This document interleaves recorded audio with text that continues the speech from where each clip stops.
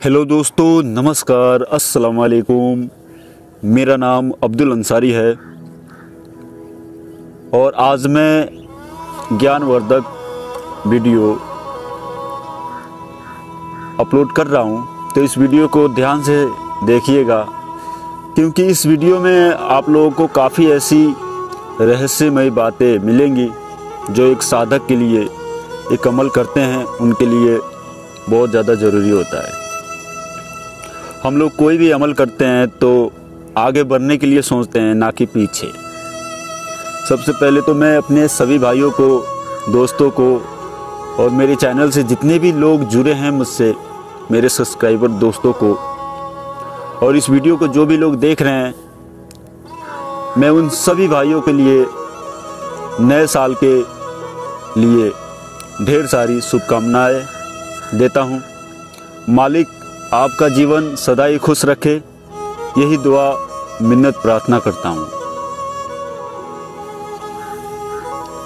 एक साधक कब सफल होगा? जब वो अपनी सोच को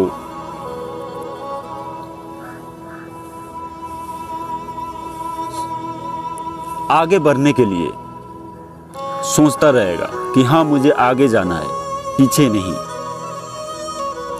लोगों ने तंत्र को हवा बना के रखा है। जो ये आपका शरीर है, यही तंत्र है। हर एक यंत्र आपके अंदर, हर एक पार्ट पुर्जा उस मालिक ने छोड़ रखा है। बस उसे आपको जगाना होता है। जो भी सोचेंगे, जिस काम में भी हाथ डालेंगे, वो काम आपका सफल हो जाता है। सबसे पहले तो काफ़ी लोग मुझे मैसेज भी करते हैं कि सर, मैं साधना तो करता हूँ पर मुझे कोई अनुभूति नहीं होती है, कुछ भी फीलिंग नहीं होता है और मैं कभी भी कामयाब नहीं हो पाता हूँ। एक मेरे मित्र हैं, उन्होंने मुझे मैसेज किया। उन्होंने बोला कि एक गुरुजी हैं, मुझसे 3 लाख रुपए मांग रहे हैं। हद तेरी की। अब तंत्र को लोगों ने एक कमाने का जरिया बना ले लिया। तो सबसे पहले तो मैं यही कहूँगा कि मान लीजिए ये जो भूमि है, जो ये मृत्यु लोग है, ये लेन देन का संसार है। यहाँ आपको कोई भी काम कराना हो तो कुछ ना कुछ देना पड़ता है। पर मांगने से पहले मैं यही कहता हूँ, अपने निमित्त में मांगिए। क्योंकि सुदामा जी को भी जब कृष्ण जी के पास में जाना पड़ा था तो उनको भी थोड़ा सा चावल लेकर जाना पड़ा था, और जब तक कृष्णा जी ने उस चावल को ग्रहण नहीं किया, जब तक सुदामा जी को कुछ मिला नहीं। तो ये लेन देन का संसार है। कृष्णा जी तो वो चाहते थे कि मैं सब कुछ इन्हें दे दूं, पर वो चाह के भी नहीं दे पाते थे। तो यही है कारण कि ये लेन देन का संसार है। कुछ चाहिए तो कुछ ना कुछ देना होता है, तब जाके जो आप प्राप्त करना चाहते हैं वो मिलता है। पर मांगना चाहिए तो अपने निमित्त में ही मांगना चाहिए। सबसे पहले तो मैं यही कहूंगा, एक साधक अपनी ऊर्जा को जब अपने हृदय चक्र पे खींचता है तो उसका शरीर बिल्कुल हल्का हो जाता है। उसको लगेगा कि मैं हवा में उड़ रहा हूं।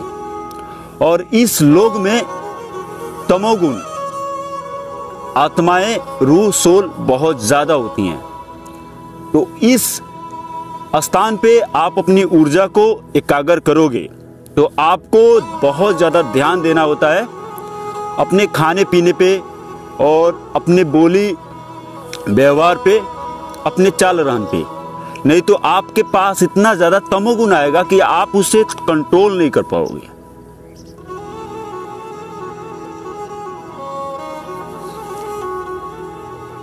लोग धर्मों के लिए हमारे पूर्वज लड़ते झगड़ते चले आए और आज तक हम लोग भी लड़ते ही रहते हैं धर्मों के नाम पे।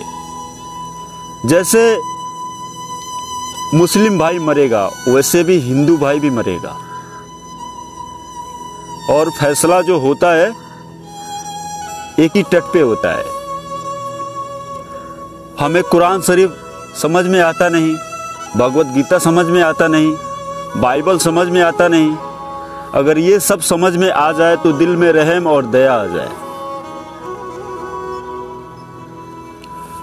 भगवत गीता में श्री कृष्ण जी ने स्पष्ट रूप से कहा है कि मैं समस्त भूतों में वास करता हूं और भूत मुझ में।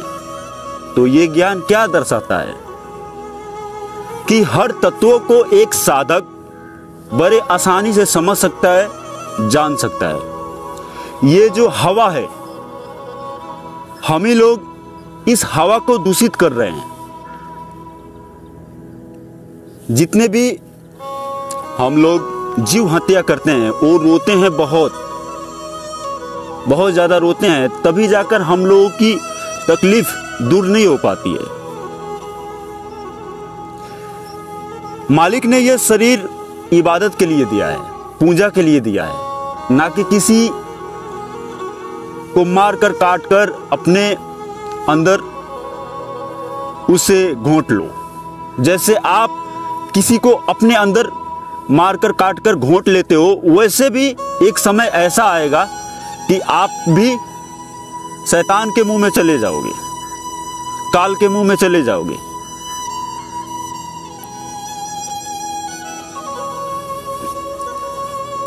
कहने का बात यही है कि धर्मों के लिए हमारे ऋषि मुनि, जो भी पीर पैगंबर फकीर आए, उन्होंने बहुत ज़्यादा कष्ट काटा। देखिए, हजरत मोहम्मद साहब को मक्का से मदीना भागना पड़ा। उनका 3 दांत तोड़ दिए थे लोगों ने। 3 दिन तक पहाड़ की गुफा में बैठे रहे। उनको कितना तकलीफ झेलना पड़ा। वैसे इराक में पैदा होने वाली एक लेडीज मुसलमानों में फकीर हुई, राबिया कह के। जब उनको ज्ञान मिला तो वो जोर जोर से चिल्लाने लगी कि या खुदा, या अल्लाह, या भगवान, इस काबे शरीफ को जला दो। ये जितनी भी मूर्ति हैं, जितने भी तीर्थ व्रत हैं, उन सबको खत्म कर दो। तो लोगों ने कहा कि ये पागल हो गई है, क्यों चिल्लाती है। तो उन्होंने कहा कि सारे लोग ही इसी में डूबे पड़े हैं, कोई अपने अंदर में जाना नहीं चाहता। अंदर में जाए तब तो जाकर उनको हकीकत मालूम चले।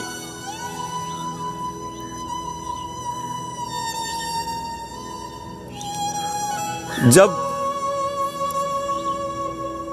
मैं ये नहीं कहता कि कोई भी धर्म गलत है, मैं किसी धर्म की निंदा नहीं करता। सबसे पहले तो अगर असल धर्म आपको जानना है तो आप अपने अंदर में जाकर एक बार देखो तो सही कि असली धर्म इंसान का क्या है, क्या असली मजहब है, तब जाके आपको समझ में आएगा। क्योंकि अमल एक जरिया है, साधना एक जरिया है कि साधन धाम मोक्ष का द्वारा। साधना से आप मोक्ष के दरवाजे तक पहुंच सकते हो, अपनी रूह को निजात तक पहुंचा सकते हो।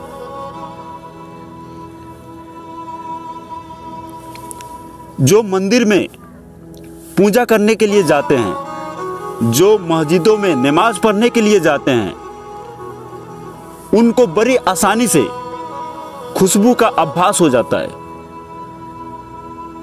क्यों होता है? ये तो पहला सीढ़ी है। अब पहले सीढ़ी को ही लोग ले लेते हैं और उसी को समझते हैं कि यही बहुत है मेरे लिए। जैसे इस शरीर का खाना क्या है? चावल खाते हैं, फल फ्रूट खाते हैं। जितने भी तत्व इस धरती से निकलता है वो हम खाते हैं। रूह का खाना भोजन क्या है? रूप, रस, गंध, स्पर्श और शब्द। शब्द पकड़ में आ जाए तो ये सारे रहस्य आपको पता लग जाएगा। कलमे से इस सृष्टि की निर्माण हुई थी। एक एक रूह, एक एक आस्थान नीचे के लिए आई और नीचे तो आ गई पर अभी तक ऊपर जा नहीं पाई। ये सृष्टि एक उल्टा वृक्ष है। अगर जो जानने की कोशिश करेगा वो उसको मिलेगा, और जो खाने पीने में लगा ही रहेगा उसको क्या मिलेगा। अब वो जाता था जीते जी कहाँ तक? शराब खाने में। तो मरने के बाद भी उसको आदत साथ जाएगी, वो शराब खाने में ही जाएगा, मंदिर में या मस्जिद में नहीं जाएगा। अब कोई नमाजी भाई है, अब उसको अजान की आवाज़ उसके कानों में आ जाती है तो कहता है चलो अल्लाह का बुलावा आ गया। या मंदिरों से घंटी की आवाज़ आ जाती है तो कोई हिंदू भाई ये कहता है कि चलो भगवान के भक्ति के लिए चलते हैं। तो जो भगवान की भक्ति में लीन रहते हैं वो भगवान के बारे में ही सोचते हैं, जो शराब में लीन रहते हैं वो शराब के ही बारे में सोचते हैं। तो सबसे पहले जो भी हमारी आदत है वो जल्दी छूटती नहीं है। हमें खुद पे कंट्रोल करना होगा, तब जाके हमको कुछ मिलेगा। तो मैं यही कहूंगा कि कोई भी अमल हो, किसी भी मजहब से हो, आप अगर जो नाम आपको अच्छा लगता है उससे आप अपने नस नस में बसा लो, आपको रहस्य मालूम चल जाएगा। ये सिद्धि क्या है? आप कितना भी कुछ भी आप पढ़ लो, पढ़ने से सिद्धि आएगी, केवल सिद्धि आएगी। जो काम, क्रोध, लोभ, मोह और अहंकार है ये भूत मरते हैं, और जब भूत मरते हैं तब जाके आपको असली रहस्य पता लगता है। तो जिनके देश में रहता है उनका नाम अगर नहीं लेंगे तो जो खिलाते हैं पिलाते हैं, अगर उसका नाम नहीं लेंगे तो कहेंगे कि मैं इसको खिलाता हूँ पिलाता हूँ, ये कभी भी मेरा नाम नहीं लेता। तो जिसके देश में रहते हैं उसका नाम भी लिया जाता है। किसी भी नाम से आप पुकारो, उनका नाम तो लो। तो मैं उम्मीद करता हूँ ये वीडियो आप लोगों को अच्छी लगी होगी। तो ऐसी वीडियो देखने के लिए मेरे चैनल को सब्सक्राइब और लाइक जरूर कीजिएगा, और इस वीडियो को शेयर जरूर कीजिएगा। तो चलता हूँ, फिर मिलता हूँ नेक्स्ट वीडियो के साथ। नमस्कार, अस्सलाम वालेकुम। दुआ में याद रखिएगा।